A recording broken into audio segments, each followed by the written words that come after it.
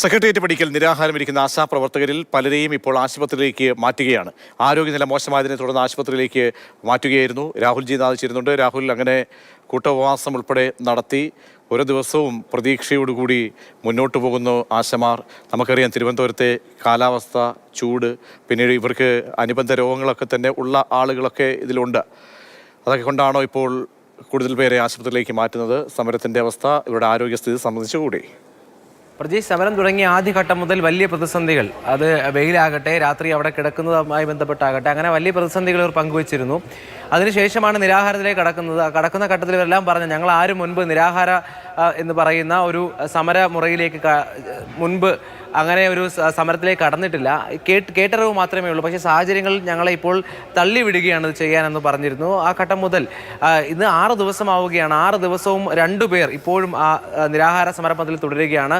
ഒന്ന് Kerala ASHA health workers അസോസിയേഷൻ്റെ general സെക്രട്ടറിയാണ് എം എ ബിന്ദുവും തങ്കമണിയും. 2 പേരും ആദ്യ ദിവസം മുതൽ നിരാഹാര സമരം അനുഷ്ഠിക്കുകയാണ്. 2 പേരെ നിലവിൽ ഇപ്പോൾ ആശുപത്രിയിലേക്ക് മാറ്റിയിട്ടുണ്ട്. ഏറ്റവും ഒടുവിൽ ശോഭന എന്ന് പറയുന്ന ആശാപ്രവർത്തകയാണ് ദേഹാശ്വാസത്തെ മുതൽ തുടർന്ന് ഇപ്പോൾ ജനറൽ ആശുപത്രിയിലേക്ക് മാറ്റിയത്. പകരം മറ്റൊരാൾ ഇപ്പോൾ സമരം ഏറ്റെടുത്തിട്ടുണ്ട്. അങ്ങനെ ഏത് സമയവും 6 ദിവസമായി 2 പേർ ഇപ്പോൾ സമരപഥത്തിൽ തുടരുകയാണ്. ഏത് സമയവും അവരെയും ആശുപത്രിയിലേക്ക് മാറ്റാനുള്ള സാധ്യതയുണ്ട്. എന്തായാലും സമരം ഇങ്ങനെ ഒപ്പമുള്ളവർ ഏറ്റെടുത്തുകൊണ്ട് മുന്നോട്ട് പോകും എന്നുള്ളത് തന്നെയാണ്.